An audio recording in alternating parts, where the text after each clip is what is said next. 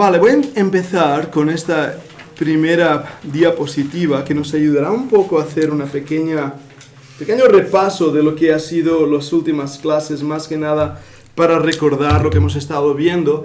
Desde nuestra introducción vimos por largo tiempo la Iglesia Católica y la Iglesia Ortodoxa. Eso nos llevó muchísimas clases para que podamos entender bien el inicio de la Iglesia en su fuente primaria. Muchas veces he puesto el mismo ejemplo, que la historia del cristianismo es como el río Llobregat, que está aquí abajo. Si habéis ido a Castellar de N'Hug, es un lugar bonito, es donde nace el Llobregat, el agua fresca, un chorro grande, extraordinaria potencia, cristalinas aguas. Vete aquí abajo a beber un poco de agua. Es el mismo río, pero la contaminación es enorme. Entonces, esto es lo que tenemos que entender. Y hoy, mientras estaba preparando las cosas que os quería decir, pensaba que una de las cosas que quiero compartir con vosotros es haceros pensar la historia del cristianismo y por qué hoy el cristianismo del siglo XXI no es como las fuentes primarias. Y una de las razones es justamente lo que estamos viendo aquí. Estos inicios de denominaciones, de grupos, por personalidades, motivos económicos, motivos políticos y falsos maestros. No olvidéis los falsos maestros, porque aunque aquí estamos estudiando esas denominaciones mayores principales, tenemos también que recordar que especialmente en los años 1900, finales de 1800, en esa expectativa del cambio de siglo, empezaron a salir también grupos sectarios, que todos habéis oído alguna vez, testigos de Jehová, mormones, estos grupos que surgieron debido a un seguimiento de un falso maestro, que llevó a toda la iglesia hacia una falsa dirección. Entonces, hoy en día encontramos que hay muchos grupos cristianos, pero que no tienen nada que ver con el cristianismo bíblico.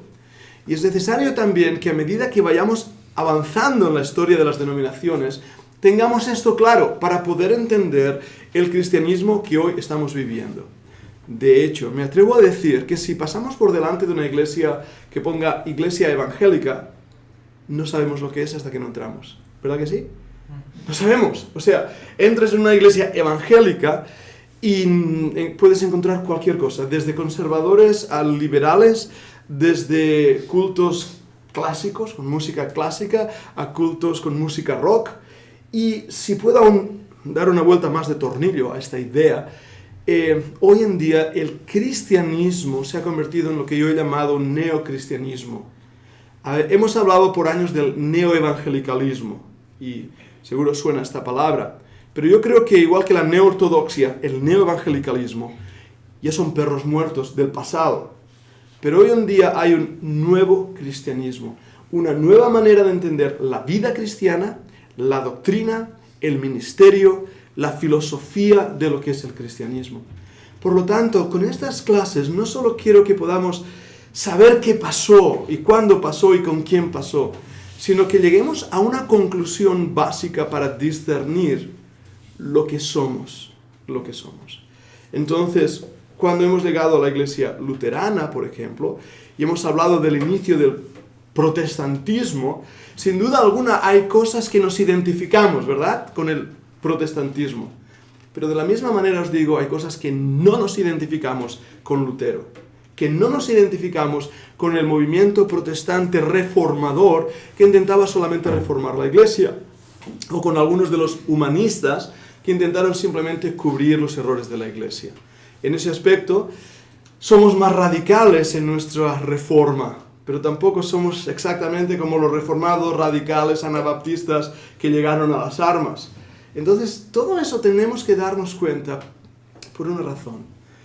Creo sinceramente que muchos de los evangélicos nominales no sabemos por qué somos lo que somos o tan siquiera lo que somos. Y en ese aspecto tenemos que hablar de la honestidad teológica. ¿Y por qué digo esto? Porque voy a hablar de la iglesia presbiteriana. Y al hablar de la iglesia presbiteriana, voy a hablar de el problema de la doctrina presbiteriana, según lo entiendo por la palabra del Señor, según nuestra postura. Ahora, yo tengo hermanos que amo con todo el corazón, que si estuvieran aquí a mi lado les diría que dieran ellos las clases, que son presbiterianos, sobre todo de la Iglesia Presbiteriana Libre de Irlanda. Y algunos seguro conocéis, Dr. Paisley y su hijo, Kyle. Él nos continuamos hablando por teléfono y compartiendo, riendo de cosas, y él es presbiteriano. Y como presbiteriano es un buen calvinista. Entonces, cuando yo hablo de los errores de la Iglesia presbiteriana o de los errores del calvinismo, tenemos que verlo también desde una perspectiva crítica histórica y también una honestidad teológica. Yo no puedo ser calvinista. Me encantaría ser calvinista, porque creo que hoy en día son los que están llevando a cabo el trabajo más grande en el estudio de la Biblia.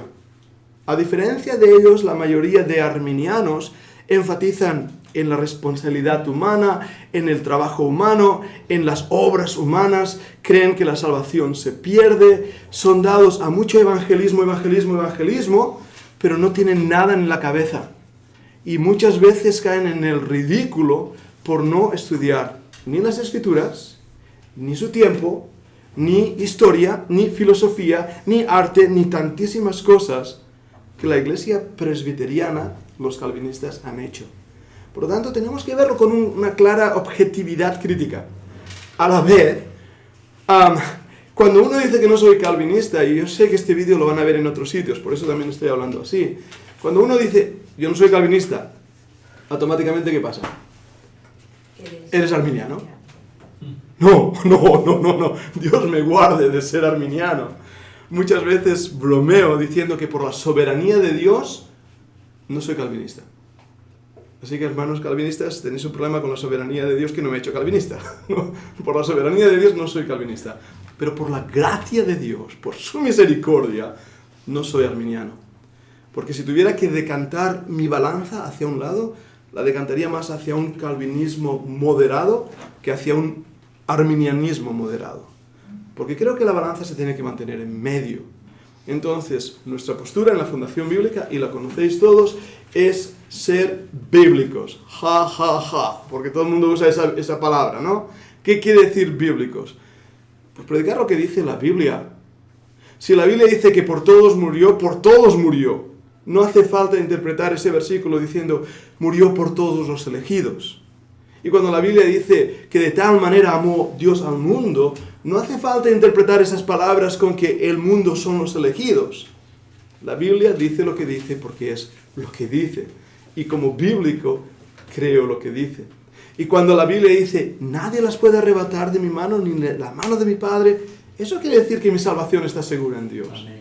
Entonces tenemos que entender estas cosas. Y yo sé que os miro, y tenemos una clase más o menos de jóvenes, hay algún joven adulto por ahí atrás, pero jóvenes, y sé que a lo mejor esto os pasa muy por encima. Pero por lo que yo estoy diciendo, se han dividido iglesias. Por lo que yo estoy diciendo, a mí me han dejado de invitar a ciertas iglesias porque no soy calvinista. Por lo que yo estoy diciendo, misioneros hemos perdido sostenimiento o nos han dado una mala reputación. Y mi experiencia más desagradable en mis luchas teológicas fue una llamada telefónica de 1 hora con un calvinista que para él Agustín de Hipona era más grande que Cristo.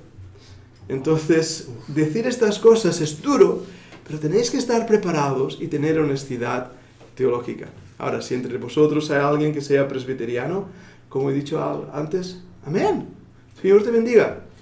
Lo único que ruego es que nunca hagáis a Calvino más grande que Cristo.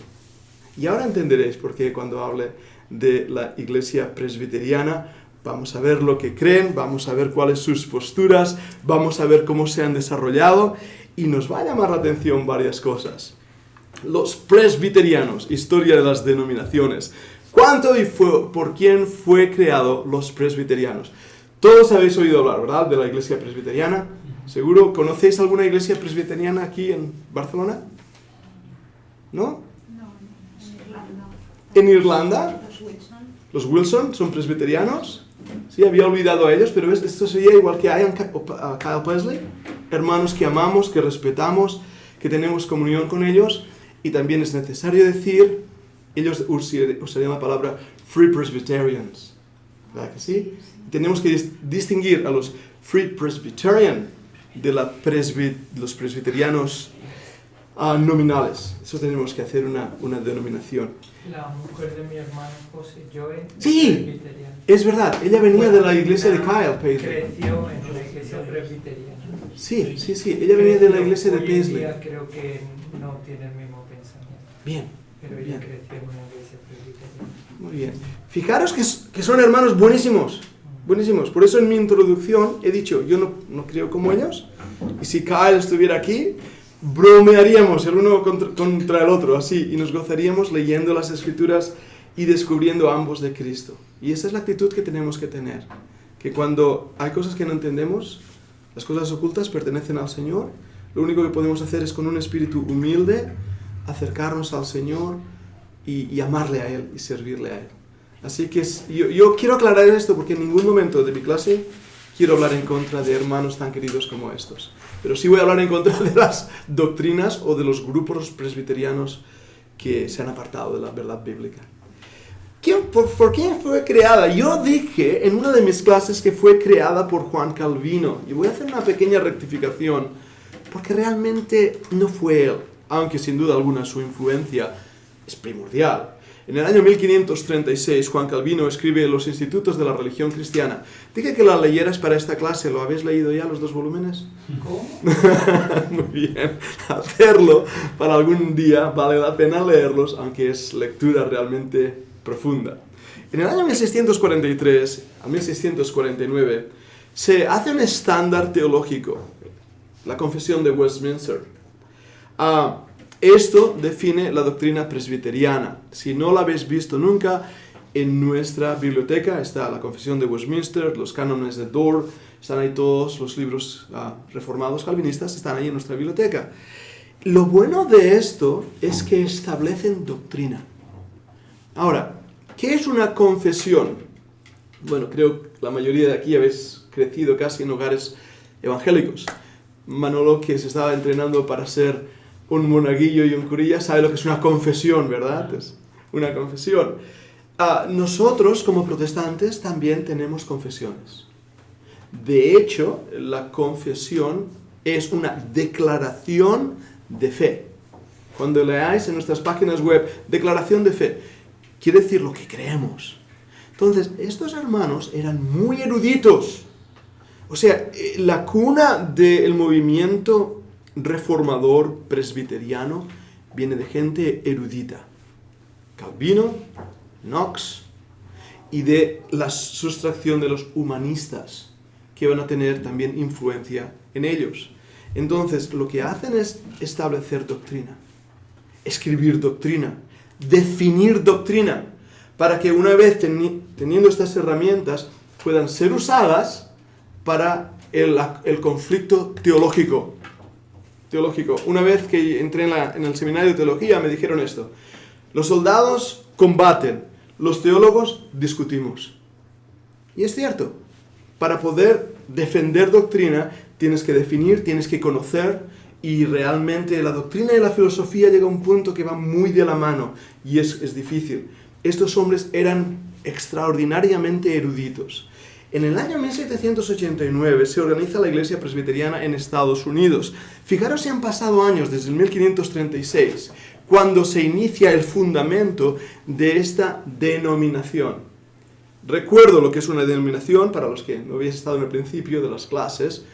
Una denominación cristiana es un grupo de creyentes que se reúnen alrededor de una fe doctrinal que muchas veces apoyan económicamente o se organizan por iglesias, y que todas las iglesias creen en esa misma fe doctrinal, y que todas esas iglesias tienen que responder a un sínodo, a un jefe principal. Eso es una denominación. Por eso las iglesias bíblicas o las iglesias bautistas son independientes. Sin embargo, la UEBE, Unión de Iglesias Bautistas de España, es una denominación. Entonces encontraréis los Free Presbyterians, presbiterianos libres, independientes en cada grupito, y encontraréis, por ejemplo, la Iglesia Presbiteriana de Estados Unidos, que hoy en día es totalmente liberal. Bien, yo voy avanzando. Si tenéis preguntas, no os dé miedo a interrumpir, no pasa nada. ¿De dónde sale esa palabra?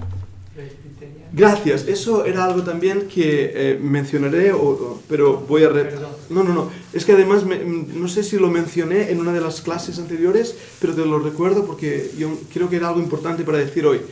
La palabra presbiterio o presbiteriano viene de una palabra bíblica que es anciano. Sí. Es anciano. Presbúteros es la palabra en griego. Y de ahí viene esta palabra. ¿Por qué? Porque ellos creen que el gobierno de la iglesia tiene que ser mediante y a través del consejo de ancianos. Si recordáis, las antiguas ciudades en Israel, desde tiempos antiguos, un ejemplo es Lot, que se sentó en la puerta de la ciudad. ¿Por qué se sentó ahí? Porque era donde se sentaban los ancianos de la ciudad que gobernaba la ciudad. Entonces la iglesia antigua copiará ese sistema de gobierno y hará grupos de ancianos, grupos que gobernarán la iglesia. Y eso es lo que es la iglesia presbiteriana.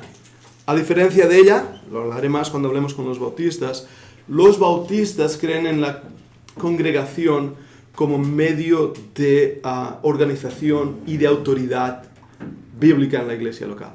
Esto es importante que lo entendamos. Fijaros lo que he dicho, los presbiterianos, los ancianos, el consejo de ancianos. Los bautistas, o bíblicos, viene a ser lo mismo, es la congregación. Caemos en el error de pensar que el pastor tiene autoridad en la iglesia bautista. Y no, es la congregación. Y eso es importante que lo entendamos porque será una de las definiciones que dará el movimiento bautista más adelante en la historia. Entonces por eso viene el nombre de presbiterianos. Otro dato importante, la iglesia gobernada por el consejo de ancianos. Encima de los consejos de ancianos de la iglesia hay otro consejo que gobierna sobre varias iglesias. Y ahí está la gran diferencia entre los Free Presbyterian, que también se unen en grupitos, y estos presbiterianos, que son como los católicos, a diferencia que en vez de haber un papa, hay diferentes presbíteros o sínodos de presbíteros en diferentes parroquias, por así decirlo. A lo mejor en una región hay 10, 12 iglesias gobernadas por un consejo. Es como funciona el presbiterio. Bien, sigo adelante. ¿Cuántos adherentes tienes? Esos son datos que me dan y que estaba viendo el libro de donde los he extraído, publicados en el 2017. No creo que haya cambiado mucho. Entre 40 y 50 millones en el mundo. ¿Sabes dónde hay muchos presbiterianos? En Corea. La iglesia de Corea, y no recuerdo el porcentaje de creyentes en Corea, Rosa y yo lo estábamos hablando hace poco de porcentajes, es muy alto. Y yo creo que es más del 12% de creyentes. En España es el 1.4%. O sea, en Corea es...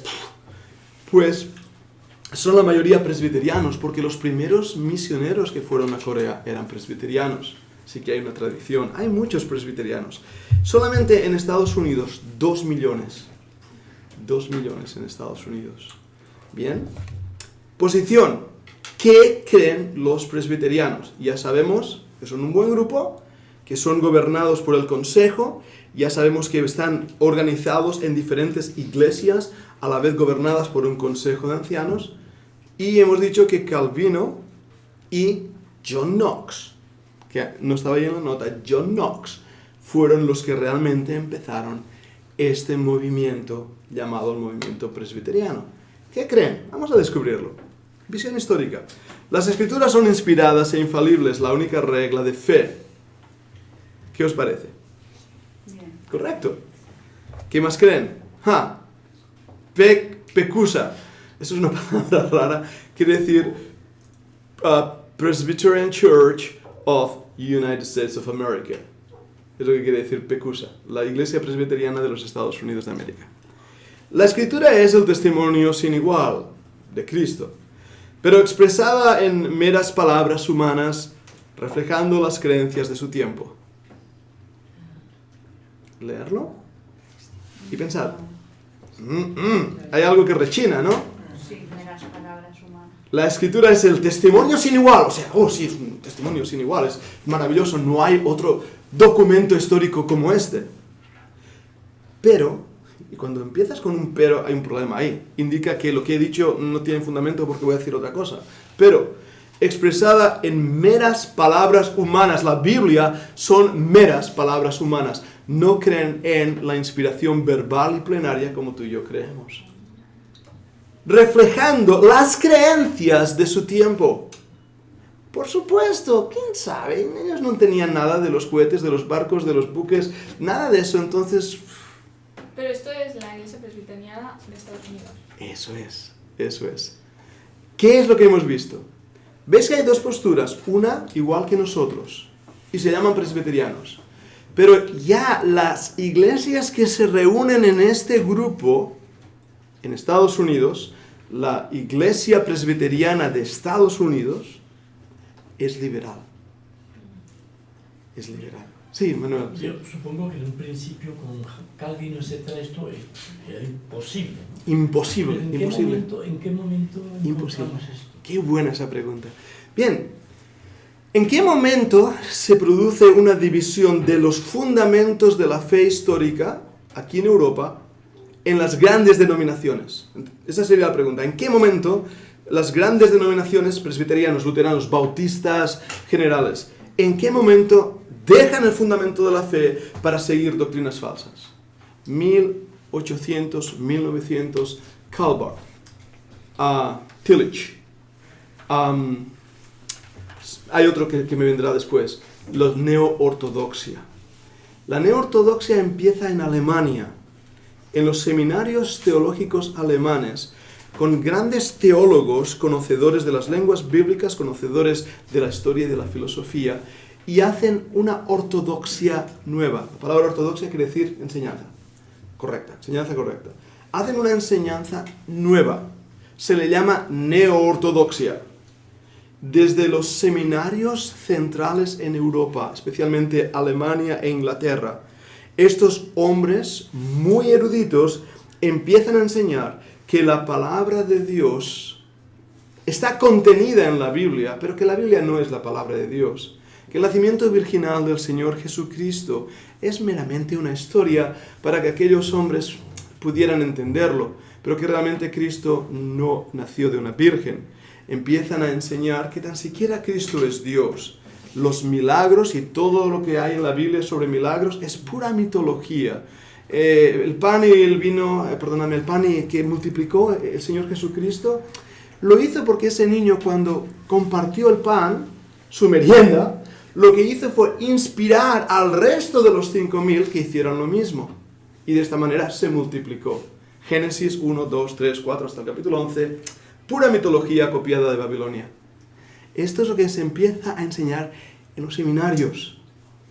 Y los que se gradúan de esos seminarios, Bullman, Tillich, Karl Barth, van a creer esto. Y van a ir a sus iglesias y van a empezar a enseñar esto. Entonces, a este movimiento es lo que llamamos hoy en día el liberalismo teológico. Y es en ese momento, Manolo, cuando las grandes denominaciones abrazan la falsa enseñanza. Y sí, yo sé que esto es algo un poquito del tema, pero sí enriquezco más la idea. ¿Recuerdas el movimiento fundamentalista histórico? Va a empezar cuando, dentro de las denominaciones históricas, creyentes verdaderos van a oír esto y van a decir, ¿qué me están diciendo? Y van a salir de las denominaciones. Un presbiteriano va a decir, yo no pertenezco más a la PCUSA, no quiero pertenecer a ellos porque mira lo que están enseñando. Soy presbiteriano, soy calvinista, estoy de acuerdo con la confesión de Westminster, bíblica, estoy de acuerdo con los cánones de Orr, pero voy a salir de los presbiterianos. Los bautistas, les va a pasar lo mismo. Les va a pasar lo mismo a los luteranos, le va a pasar lo mismo a los wesleyanos. Van a salir de las grandes denominaciones porque esta enseñanza se ha infiltrado en las grandes denominaciones. Y van a salir, ¿y qué van a pasar? Bueno, vamos a imaginar, Víctor, te voy a decir luterano, Víctor, y Manolo es wesleyano, y Ezequiel es presbiteriano. Los tres tenéis cosas que cada uno, pobre Víctor bautiza a los bebés igual, ay, mira, igual que hace. Pero Manolo, no, tú no vas a bautizar a bebés, ¿verdad? Pero al fin y al cabo creéis en el bautismo, ¿verdad? Que sabéis que el bautismo no salva. Entonces, ¿qué hacéis? Estamos de acuerdo en nuestro desacuerdo. Estamos de acuerdo que hay diferencias, pero estamos de acuerdo que hay fundamentos iguales. Vamos a defender los fundamentos porque en los seminarios se está enseñando el error. Y de esta manera, en el año 1900 y poco, 1905, 1910, si recuerdo bien, se van a escribir una serie de artículos, entre ellos Scofield, Torrey, Spurgeon. Van a escribir artículos y un rico americano los va a poner en una serie de volúmenes y los va a regalar a un montón de predicadores en Estados Unidos. Esos 5 volúmenes recibirán el nombre de The Fundamentals, los fundamentos. Y de ahí nace el movimiento fundamentalista, como respuesta a esta situación que empezó en los 1900. Te he contestado bastante amplio, ¿eh? pero fue así. Y es muy bueno que entendáis esto. ¿Por qué? Porque hoy en día, se está enseñando lo que el liberalismo estaba enseñando aquí. Yo me asusté y lo comparto y no importa que quede grabado. Yo estoy siguiendo varios seminarios, algunas universidades teológicas, IPSTE. Pedí lo que creían ahí, historia del cristianismo, miré qué libros se usaban en historia del cristianismo, Tillich y todos los neortodoxos. La pregunta es, ¿qué van a aprender en ese lugar? Van a aprender lo que los liberales enseñan. Por eso tenemos que volver a los fundamentos. Es importante esto. Bien, sigo avanzando. ¿Os queda claro, no? Iglesia liberal, Pecusa. Iglesia presbiteriana libre, confiando en el Señor. Visión histórica. Las escrituras son inspiradas e infalibles, la única regla de fe. La Pecusa, testimonio sin igual. El canon estándar protestante es aceptado. Ambos aceptan los libros que nosotros tenemos, rechazan los libros que serían los libros deuterocanónicos o los libros apócrifos, también llamados. ¿Quién es Dios? El único creador y Señor de todo, existiendo eternamente en la Trinidad, Padre, Hijo, Espíritu Santo. Igual que nosotros, ellos creen lo mismo. Sí. Perdón, Pedro, que pone el único creado. Confusión. Gracias por ese... Fíjate que es una letra, ¿eh? Creador. El único creador. Gracias, Manolo, te lo has pillado. ¿Hasta yo lo he leído? ¡Wow! Uso el ejemplo para decir, cuando creemos en la totalidad de la Biblia, inspirada y verbal, cada letra cuenta. Por eso el Señor Jesucristo dijo, ni una jota ni una tilde de la ley perecerá. ¿Habéis visto? Como una letra puede cambiarlo todo. El único creador y Señor de todo. Creemos igual y esto lo aceptan. ¿Quién es Cristo? El eterno Hijo encarnado. Fijaros, y esto es teología sistemática, los que habéis estado en el curso de teología sistemática, ¿sabéis la enseñanza de la filiación del Hijo? El Hijo siempre eternamente y desde antes de la creación del mundo ha sido Hijo. No ha sido creado, ha sido eternamente engendrado.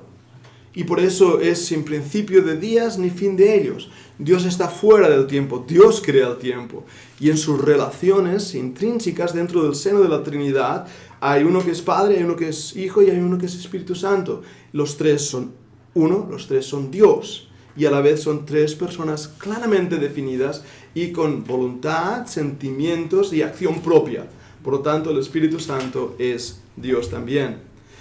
Cristo es plenamente Dios y plenamente hombre. Una vez más, cristología.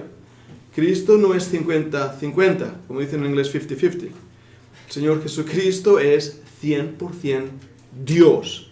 No dejó de ser Dios cuando vino a la tierra. Siguió siéndolo.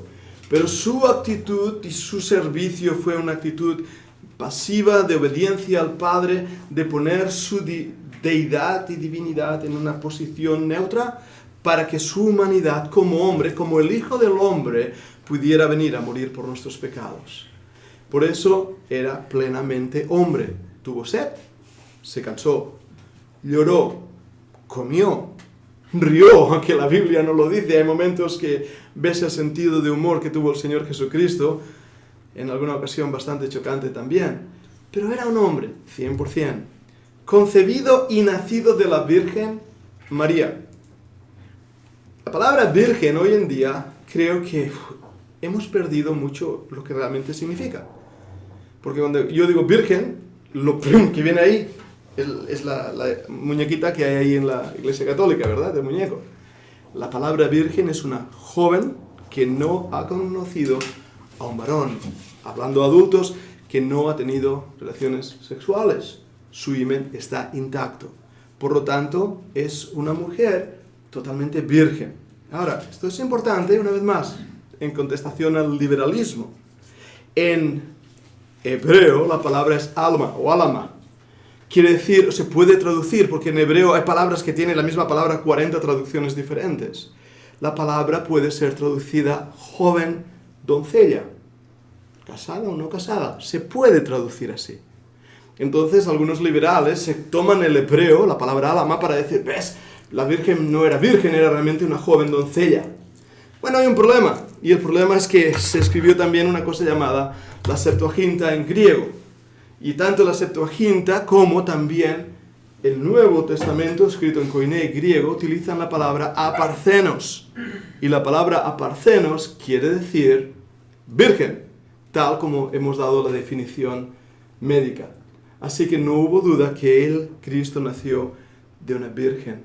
Y sin ser grosero, pero él abrió el canal de la Virgen María, porque fue un nacimiento como cualquier otro nacimiento. Y el Señor lo permitió, el Señor lo hizo así, porque es el segundo Adán. Pero tenemos que ver esta realidad. Bien, murió en la cruz por nuestros pecados, lo creen igual que nosotros, resucitó corporalmente, lo creen como nosotros, ascendió a los cielos, lo creen igual que nosotros. Ahora, fijaros que si aquí pongo los dos grupos, los liberales y los ortodoxos, ambos creen lo mismo. Ambos creen lo mismo. Y esto es lo que os va a confundir cuando leáis libros de neortodoxos, de liberales, o incluso algunos libros de escritores modernistas. ¿En qué sentido? Fijaros no en lo que dicen, sino en lo que no dicen. En lo que no dicen.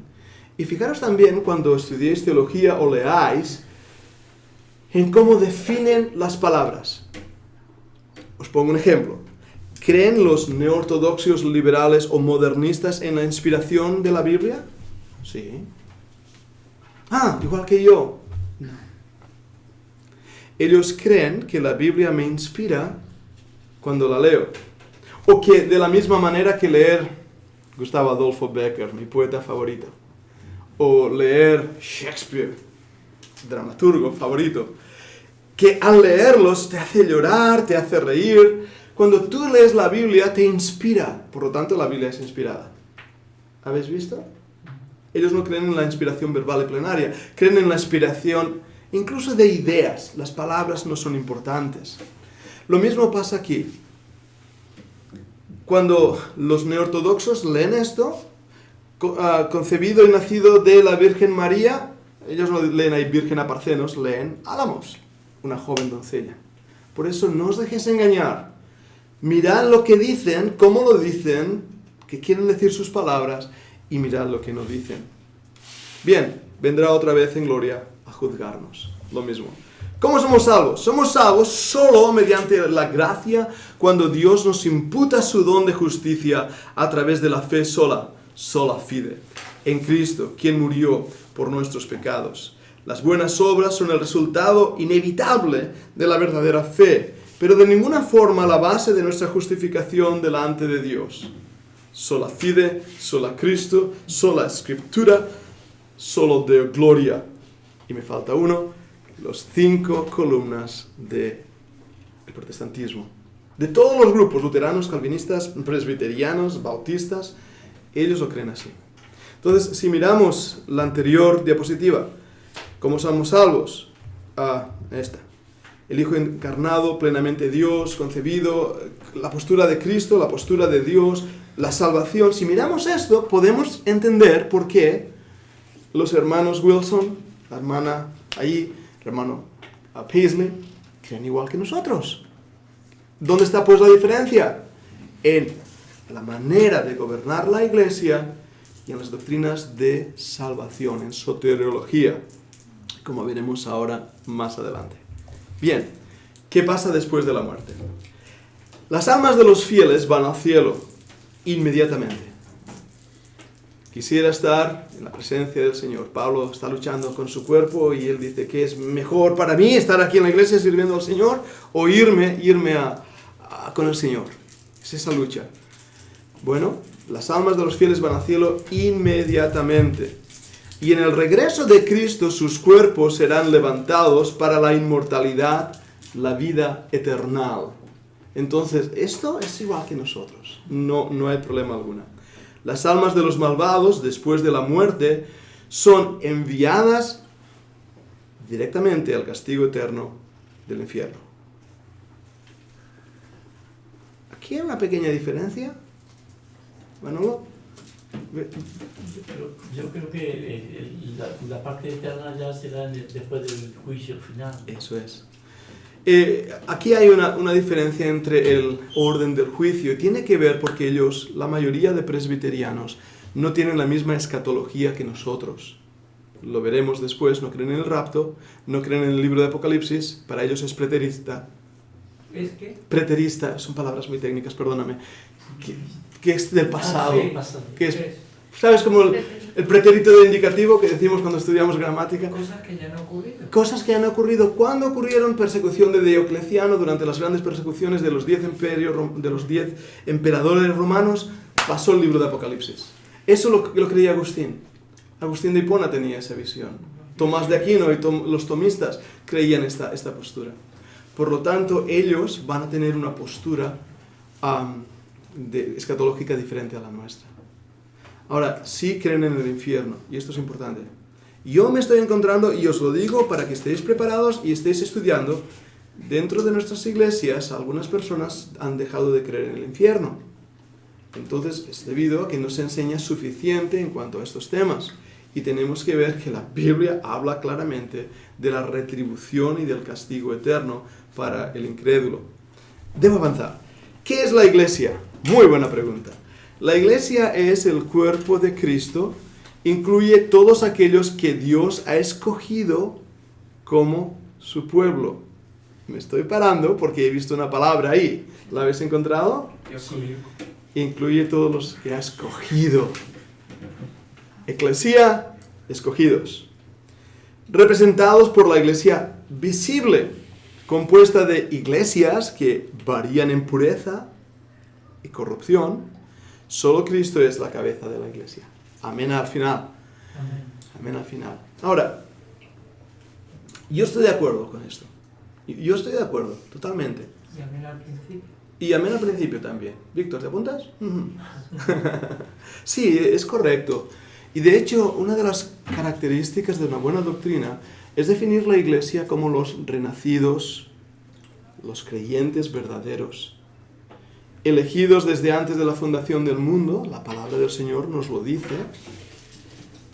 La respuesta a la elección es diferente según el sistema teológico, pero sin duda alguna, por pura gracia. Lo que no es la iglesia es un conjunto de creyentes e incrédulos en el mismo edificio. Eso no es la iglesia. Pero así lo define la iglesia católica, como vimos cuando estudiamos el catolicismo, que para ellos la iglesia es los que están ahí. ¿Habéis notado lo que dice en la Catedral de Barcelona cuando entráis? Está en latín. Porta caeli. Puerta del cielo. Ellos creen que entrando a ese edificio tú estás entrando a la vida eterna. Domine, me ha ido la otra palabra, casa de Dios. Te miro a ti cuando hablo latín, Manolo, perdona. Pero es la casa de Dios y la puerta del cielo. Bien, las congregaciones escogen ancianos para gobernar.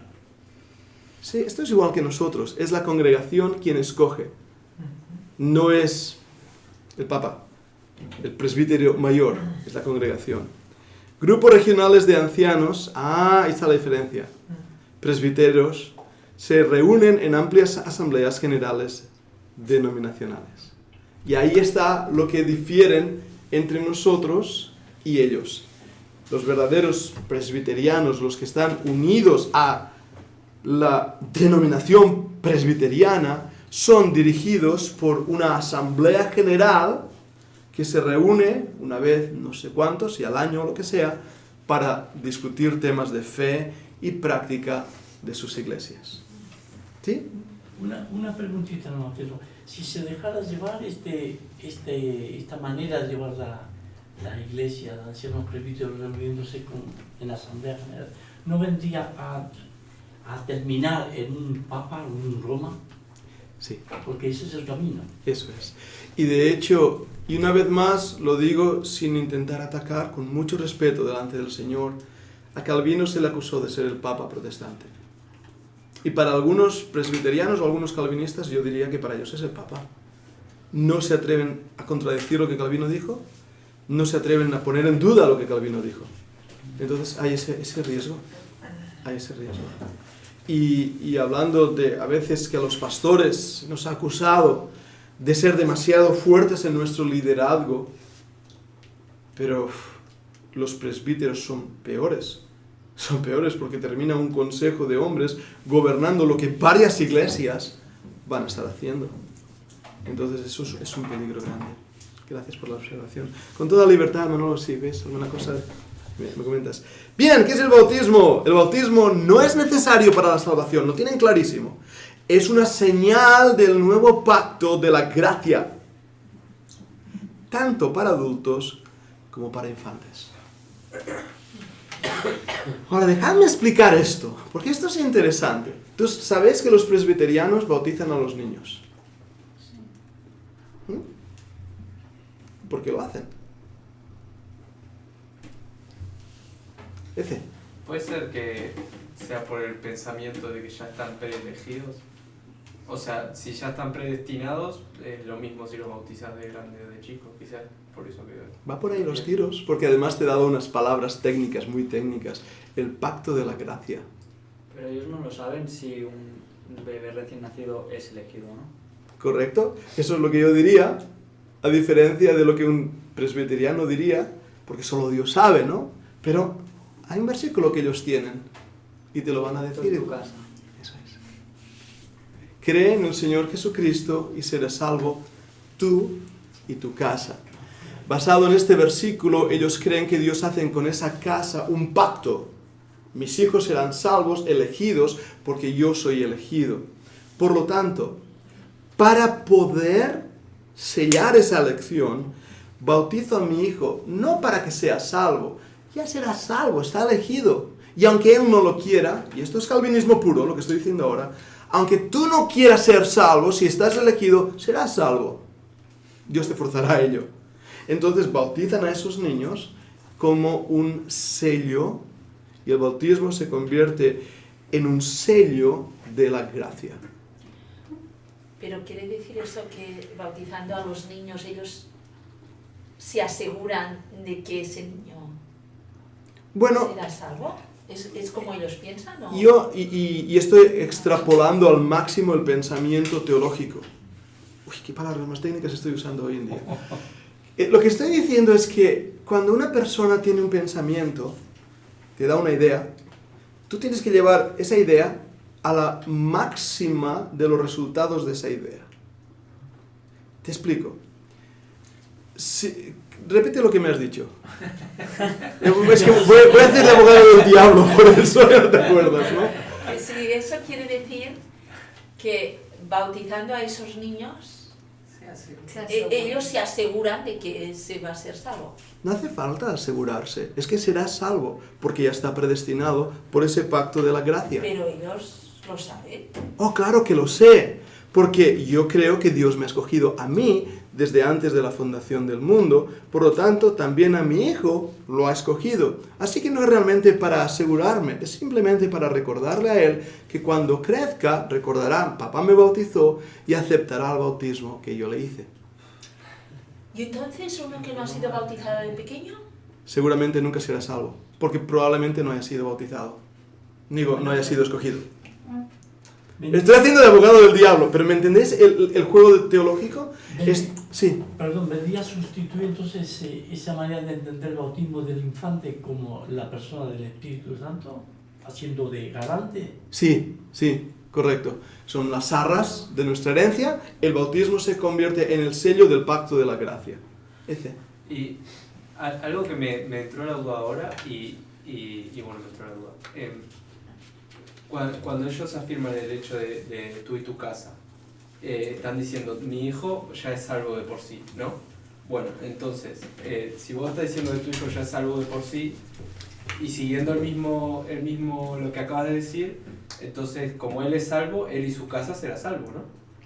Entonces también sus hijos también y sus hijos también, o sea, está diciendo que toda tu ramificación de familia van a ser todos salvos.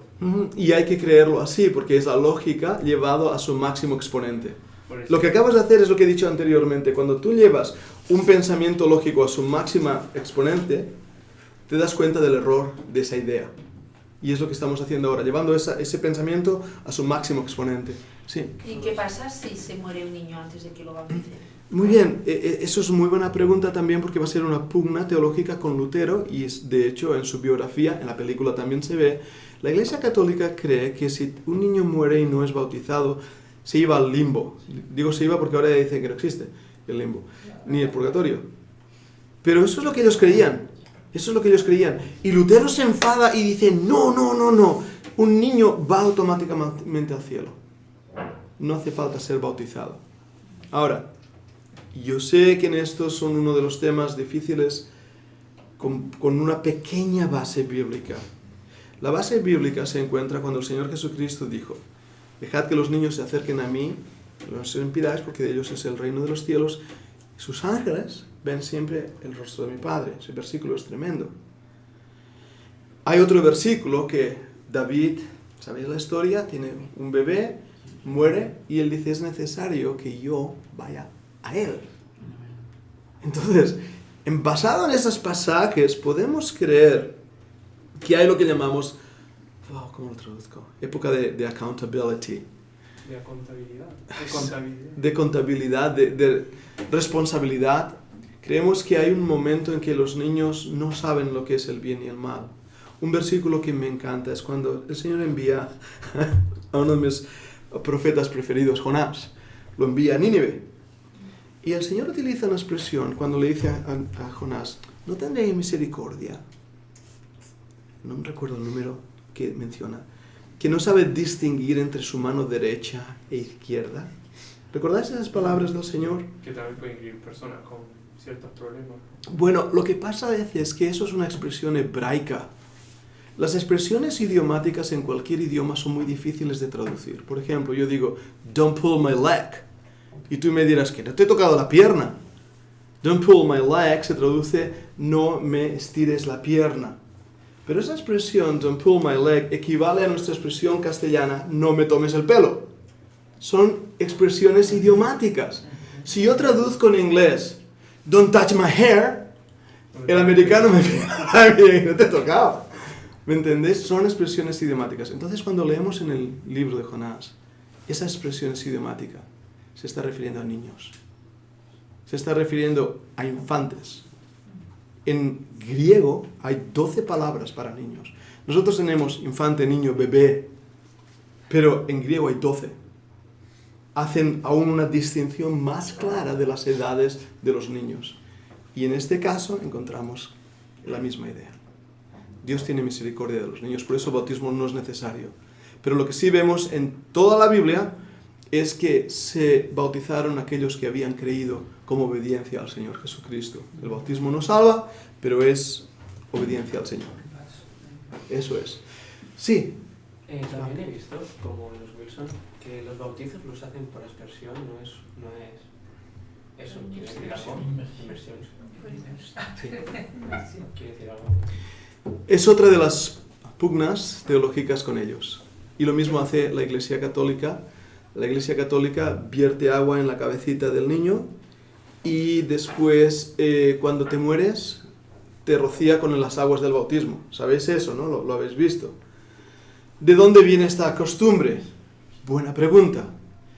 La mejor respuesta que he encontrado, y he estudiado varias opciones, es esta. Durante el tiempo de las grandes persecuciones se produce una situación social importante. Miles de creyentes están en las catacumbas escondidos. No salen. Niños nacen en las catacumbas, por años están ahí dentro. No hay agua, no hay ríos, no hay aguas corrientes. Pero creen en el bautismo. Solución, una tinaja de agua y un poquito de agua en la cabeza.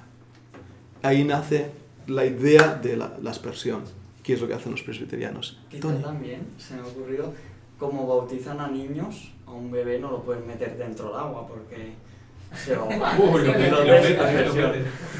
Pruébalo, flotan. Puede ser esa otra razón. Pero sí que es cierto que esa unidad. Ahora, una vez más, y fijaros, volviendo al tema del fundamentalismo y el ejemplo que os ponía con vosotros tres. ¿Es esto vital para ir al cielo? No. O sea, ¿cuál es el método de bautismo? Bíblicamente, y estoy 100% seguro, por inmersión. Porque la palabra bautismo quiere decir sumergir. Todo el simbolismo que hay. Bíblicamente es eso. Pero si lo hago de otra manera, ¿pierdo mi salvación? No. No es un tema de salvación. Es un tema realmente de debate. ¿Y qué haría yo si fuera un padre de un niño que ha nacido en las catacumbas y no tengo aguas? Echarle un cubo de agua por la cabeza. Lo que haría. Bueno, un poquito. Pero yo creo que y es lo que vais a ver en la historia. Vais a ver que se producen dentro de las denominaciones ciertas tradiciones que tuvieron su razón de ser cuando se iniciaron, pero que en el siglo XXI han perdido su razón de ser. Y continuamos haciéndolas. Y los bautistas tenemos un montón de estas, un montón. Pero continuamos por tradición. Debo avanzar. ¿Qué sacramentos tiene? Ya me queda poquito y voy a intentar acabar en punto. ¿Qué sacramentos? El cuerpo y la sangre de Cristo están presentes en la cena del Señor para creyentes. Tengo un problema aquí. Recordad que ni John Knox, ni Calvino, ni Lutero van a alejarse suficiente del catolicismo. Y tenemos que verlo esto. Sí. Y hermanos calvinistas, tenemos que ver esto. Porque si no vemos esto, tenemos una mente histórica, lógica y crítica. Aquellos hombres de Dios, y eran hombres de Dios, llevaban una mochila a su espalda. Y parte del problema que vemos en sus sistemas doctrinales fue esa mochila. Por eso, Calvino tenía verdaderos problemas en entender el libro de Apocalipsis y en entender la cena del Señor. Y ellos, yo no sé la iglesia presbiteriana libre. Esto es algo que no he preguntado. Yo no creo que ellos crean esto. Pero los presbiterianos creen que está presente. ¿Cómo? Como Lutero. ¿Recordáis lo que decía? Que no se convierte en sangre ni carne. Lo que harían los católicos. Pero que el cuerpo y la sangre están alrededor y debajo y encima y por medio de... Utilizan palabras de ese tipo. Bien, el otro es el bautismo y el bautismo de infantes, como hemos mencionado. Creencias importantes, los grupos conservadores afirman los 5 puntos del calvinismo. Los humanos son tan pecadores que no pueden iniciar su regreso a Dios. Y ahora, no estoy usando las palabras técnicas, pero os voy a presentar la gran diferencia doctrinal entre nuestra postura de soteriología y la suya. Y es esta. Los humanos son tan pecadores que no pueden iniciar su regreso a Dios. Total depravity. Depravación total. Dios escoge quién será salvo. Unconditional election. Elección incondicional. Cristo murió específicamente para salvar a aquellos a quienes Dios había escogido, que sería la redención limitada. Dios infaliblemente atrae a Cristo a aquellos que Él escoge. Aquí sí que es incondicional, elección incondicional. Y estos nunca se perderán la seguridad eterna del creyente. Ahora, cuando leemos esto, dices, yo no creo esto. Los humanos son tan pecadores que no pueden iniciar su regreso a Dios. Yo lo creo. Yo creo en la total depravación del hombre. pero debo definirla bien. ¿Por qué? ¿Qué quiere decir total depravación? ¿Que el hombre está al máximo de su potencial de maldad? Gracias a Dios no. No quiere decir eso, porque si no todos seríamos asesinos, violadores, de todo seríamos. Entonces, ¿qué quiere decir que el hombre está totalmente depravado? Quiere decir que la totalidad del ser, su mente, su voluntad, sus deseos, han sido afectados, han sido muertos por el pecado. En ese aspecto es bíblico. Por cuanto todos pecaron, están destituidos de Dios. No tenemos una mente para entender a Dios, no tenemos una voluntad para obedecer a Dios y no tenemos tan siquiera el corazón para amarle. Todo lo que somos como hombre ha sido tocado, depravado. Estamos muertos. El problema que hay es que cuando ellos dicen esto, añaden en su teología que por lo tanto el hombre no puede tomar ni hacer nada, absolutamente nada, para arrepentirse y dar la vuelta, metanoia, creer en Dios. Eso es lo que quiere decir, los humanos son tan pecadores que no pueden iniciar su regreso a Dios. Es imposible para el hombre, imposible en su voluntad, poder aceptar a Dios. Ahora, antes de decir eso, debo decir, yo creo que la salvación es absolutamente de Dios. Él toma la iniciativa, Él es quien salva, Él es quien establece el plan de salvación. No habría salvación sin Dios. Pero creo también que Dios en su soberanía ha hecho al hombre responsable. Y por lo tanto, cuando Dios invita a todo hombre a que crea y se arrepienta, Dios sabe que el hombre está capacitado para hacerlo. Y si no lo hace, en base a su elección, el hombre será condenado.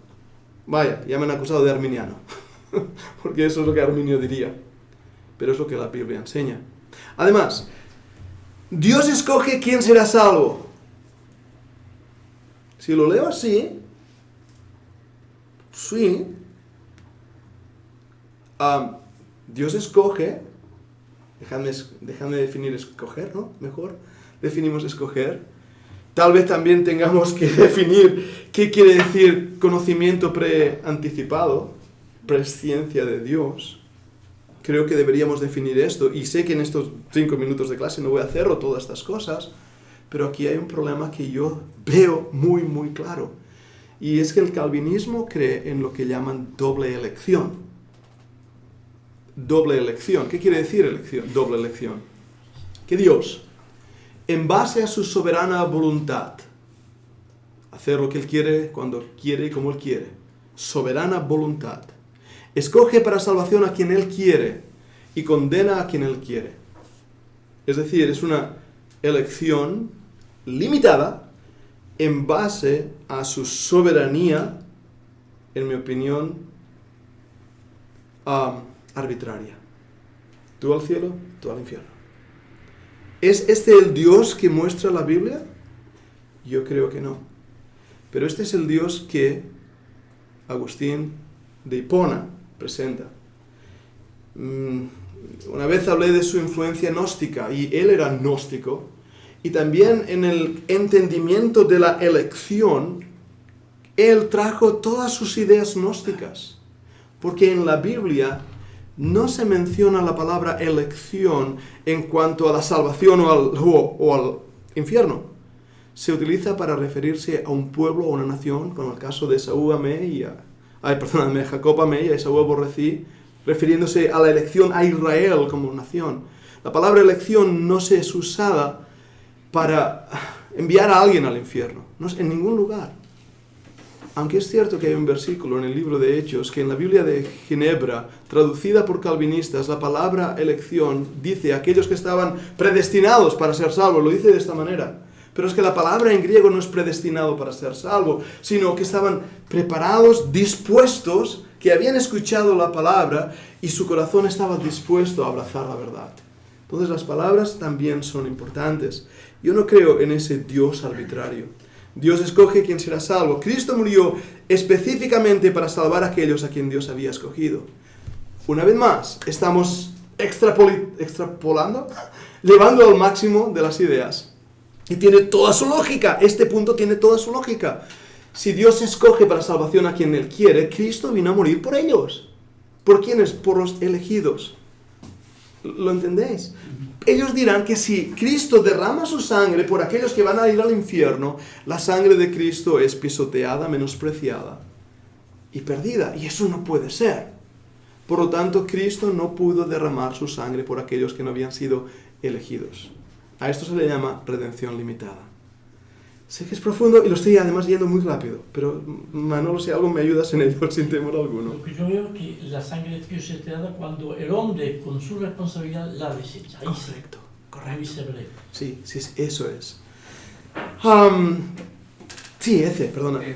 Hay algo que a mí me confunde cuando dicen el tema de la doble elección, ¿no?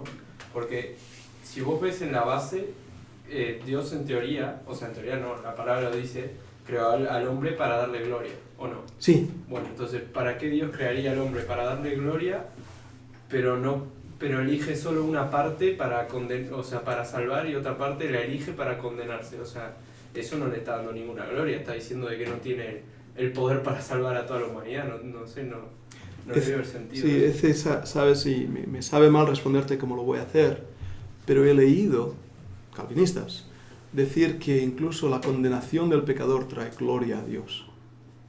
Esa es la postura soberana de Dios. Él es glorificado viendo cómo los perdidos se queman por toda la eternidad en el infierno. Y eso trae gloria a Dios. Y para mí este no es el Dios de la Biblia, pero es el Dios del sistema calvinista. Y es muy triste porque y voy a terminar con este punto y os presentaré el resumen de una manera muy sencilla. Dios infaliblemente atrae a Cristo a aquellos a que Él escoge. Effectual call, el llamado efectual.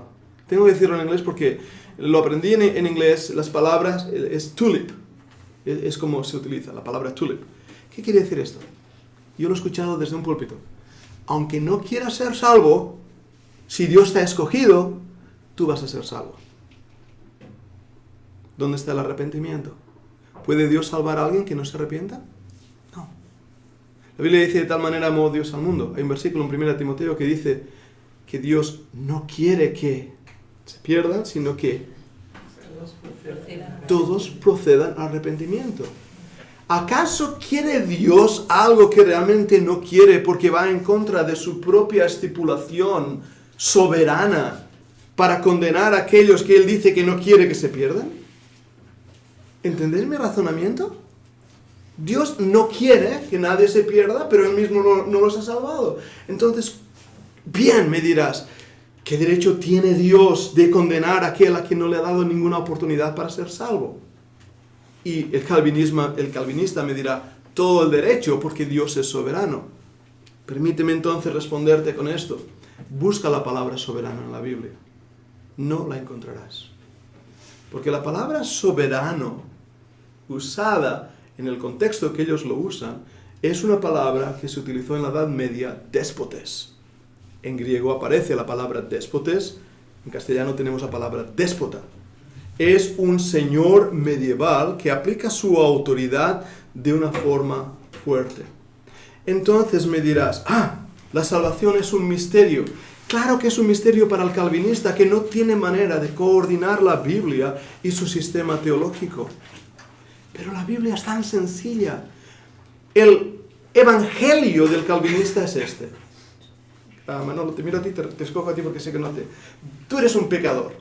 No sé si eres salvo, ¿vale? No sé si eres escogido, es que no lo sé, pero déjame decirte algo. Si eres escogido, vas al cielo, no te preocupes. Dios te forzará en algún momento a que te arrepientas y creas. De todas maneras, si no eres escogido, por más que lo intentes, no vas a conseguirlo. De todas maneras, Dios ni te ama porque el amor solo es para aquellos que Él escogió, así que Dios no te ama. Y también quiero decirte que si no has sido escogido, no tienes manera de ser salvo. ¿Habéis escuchado a un calvinista predicar así? No, ¿verdad? Pero este es su evangelio. Sin embargo, y lo digo en su defensa, calvinistas como Spurgeon han sido los más grandes predicadores del evangelio. Y Spurgeon en sus últimos años dejó mucho del calvinismo atrás, porque el neocalvinismo que está surgiendo en nuestros días y que está afectando a nuestras iglesias. Nuestras iglesias, ¿debo mencionar nombres? Sí. Nuestras iglesias están siendo afectadas por la ignorancia que hay entre nosotros, de no saber estas cosas, y también la ignorancia bíblica, de no defender bíblicamente lo que dice el Señor en su palabra. La Biblia es clara, Dios nos escogió desde antes de la fundación del mundo en base a su soberana elección, pre-anticipado conocimiento, sabiendo aquellos que responderían a su llamado de arrepentimiento, creerían. Dios está fuera del tiempo. Dios sabía que Manolo creería. Y eso es lo que quiere decir elección, es poner a un lado, ser no elegido de una manera dictatorial o una manera arbitraria, sino en su voluntad perfecta, sabiendo los requisitos para la salvación. Cree, arrepiéntete, confiesa que Jesús es el Señor, que Dios lo levantó de los muertos. Venid a mí todos los que estáis cansados y cargados. ¿Quién es ese todos? ¿Solo los escogidos? ¡Todos! Por eso tenemos que entender estas cosas. No hay misterio en la salvación. Termino, déjame 2 minutos. ¿Cuáles son las mayores divisiones o tendencias de hoy? La iglesia presbiteriana americana o PECUSA es la iglesia principal en Estados Unidos. La iglesia presbiteriana en América, la PECA, ¿cómo suena eso? Es el grupo más grande de doctrina conservadora. Y los presbiterianos libres, Free Presbyterian Churches. Estos son de los nuestros. Estos son de los nuestros. Y podemos gozarnos en el Señor de que ellos están ahí sirviendo al Señor. ¿Cuáles son entonces las mayores diferencias? El bautismo infantil, el amilianarismo, y esto es grande, ellos no creen en el rapto, no creen en el milenio. Y yo sé, les amo en el Señor, que las Free Presbyterian, el hermano Wilson, los hermanos Paisley, no creen en estas cosas. Y por eso mi temor es que en nuestra relación con ellos también tienen que entender nuestra postura doctrinal. Porque si no, lo que se va a organizar en nuestras iglesias es un caos doctrinal. Nosotros creemos en el milenio, literal, no simbólico. Creemos en la tribulación, en la gran tribulación, 7 años mínimo. Creemos en el rapto pretribulacional de todos los convertidos, no un rapto parcial. Por lo tanto, esto en nuestras iglesias tiene que quedar claro y defenderlo. Os he dicho antes la importancia para mí de la honestidad teológica. Víctor, te cojo a ti, bueno, no lo tengo. Si Víctor y yo creemos en cosas diferentes, tú no crees en el milenio, yo sí, él va a ser sincero con lo que él cree y yo voy a ser sincero con lo que yo creo. Yo no le voy a atacar a él no me va a atacar a mí. Vamos a estudiar juntos la Biblia, pero él va a respetar mi iglesia y yo voy a respetar su iglesia. Si yo voy a su iglesia, yo no voy a predicar del milenio para que todo el mundo se entere, ¿verdad? Voy a respetar al pastor que está enseñando esas cosas para no producir desorden. Eso no es ético, eso no es honesto. Entonces tenemos también que ver estas cosas. Ellos no creen en el rapto. Y yo tengo un familiar, le amo en el Señor, que no cree en el rapto. Y le puse la mano en el hombro y le dije, ¿sabes, querido hermano? Cuando venga el Señor a buscarnos te vas a pegar un susto y te vas a morir del susto. Así que no serás raptado y irás muerto al cielo. Y bueno, bromea en cuanto a esto. Pero creemos en el rapto. Bien. He ido a 100 por hora, pero esto es básicamente el presbiterianismo, empezando con Calvino, John Knox, 1500 en adelante, hasta el momento en que los liberales surgen, se produce la gran división entre los presbiterianos libres fundamentalistas y el resto de presbiterianos. Un dato que se me olvidaba. Los luteranos, los presbiterianos, los católicos, los ortodoxos, recordad, y lo he mencionado en otras ocasiones, son la alta iglesia.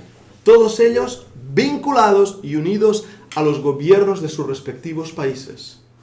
El presbiterianismo es la religión oficial estatal de lo que fue Holanda, los Países Bajos y todos estos lugares donde el calvinismo tomó mucha fuerza. ¡Wow! Intensa la clase. ¿Alguna pregunta? ¿Algo más para terminar? Sí. Yo lo único de la palabra, has dicho que la palabra soberano no sale, sí, tal como la has traducido de déspota. Déspotas. Sí, ¿no?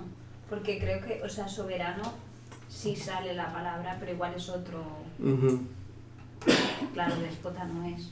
Y de solo soberano, por ejemplo, en Timoteo, rey de al solo soberano Dios, rey de reyes. Sí, en ese contexto sale. y muestra el carácter de Dios, no como déspota. Por eso es tal vez ahí donde quiero hacer la aclaración. No como un soberano déspota donde se dice y hace lo que él quiere. A la vez, es que quiero ir muy cuidado. Recuerda que hay un versículo en Isaías que dice, ¿quién parará tu mano? ¿No? ¿Quién puede decir a Dios y parar su mano? Por lo tanto, Dios hace lo que Él quiere. No hay duda alguna. No quiero disminuir. Pero cuando, por ejemplo, lees Pink, es un famoso libro que todos habéis escuchado, Los atributos de Dios y la soberanía de Dios. Son buenos libros. Yo los leí cuando tenía 15 años, la primera vez. Son buenos libros. Pero tenemos que tener cuidado de no convertir a Dios en un déspota. ¿Cuál es la diferencia entre un soberano y un déspota? Un soberano es un perfecto caballero. Lo pongo en palabras muy humanas. Y yo siempre he dicho, Dios es un perfecto caballero. Un déspota es un prepotente malhechor. ¿Ves la diferencia? Y ese no es el Dios de la Biblia. Puede ser que quizá también que cuando se habla y se predica de la soberanía, que se olvida de que Dios tiene otras características. Claro. Que la Biblia es clara de eso, que Dios es amor, es justo, es misericordioso. Entonces, si vos solo tomás la soberanía, que es importante, y desechás lo otro, claro, te vas a quedar con ese Dios déspota. Eso es. Pero claro, si ves, es como un rey. Si un rey es solamente soberano, va a ser un rey espantoso. Pero si ese rey también ama a su pueblo y también es misericordioso con el pueblo, entonces no va a ser un rey anárquico. Correcto, Ezequiel. Y sabes, tenemos que ver ese equilibrio perfecto en los atributos de Dios. Porque Dios es Rey de Reyes, es soberano, es justo. A su presencia tiembla la tierra. ¿Quién no temblará, dice la Biblia, oh Señor? Él es un Dios que no hay otro Dios como Él. A la vez es un Dios de amor, paciente, misericordioso, justo, bueno. Yo sé que hay una tendencia dentro de algunas iglesias de llamarle papi. Y lo he escuchado a creyentes, ¿no? Es dulce. En algún momento puedes decirlo. Yo no puedo. Hay otros creyentes que lo hacen. Pero cuando yo pienso en el Dios a quien sirvo y a quien debo dar cuenta, yo tiemblo ante su presencia. Yo tiemblo. Y cuando le llamo padre, cuando oro, ¿no? Y en catalán, para, en inglés, father. Y a veces yo lo hago, Abba, le llamo Abba y me siento mejor que no papi, porque papi me suena raro. ¿Ah? Y no digo que esté mal, entendedme lo que esté mal. A la vez, si solamente le llamara Dios, Dios, Dios, me sería tan frío, tan distante, que poderle llamar papi me recuerda esa relación cercana. Entonces, me estoy explicando ese equilibrio que debe haber entre la majestuosidad de Dios y su cercanía a nosotros. Es un equilibrio. Es un equilibrio. ¿Sí? ¿Alguna otra pregunta? Toni, ¿me dones una probat?